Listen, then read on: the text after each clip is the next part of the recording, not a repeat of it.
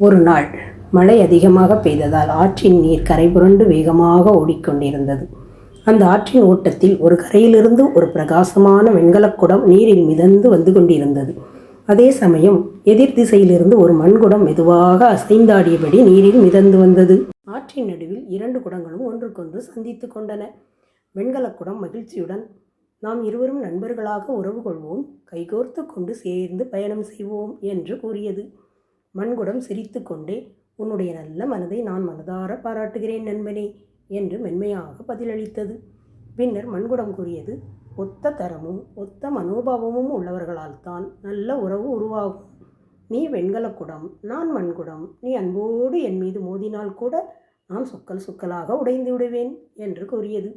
"ஆகவே நம் நட்பு நீடிக்க வேண்டுமெனில் நாம் அவரவர் போக்கில் தனித்தனியாக பயணம் செய்வதே சிறந்தது" என்று கூறியது. அவ்வாறு சொல்லிவிட்டு மண்குடம் தன் பாதையில் சென்றுவிட்டது. வெண்கலக் குடமும் அதை புரிந்து கொண்டு தன் பயணத்தை தொடர்ந்தது. ஒத்த தன்மையுள்ள உறவுகளே நீடித்து நிலைக்கும்.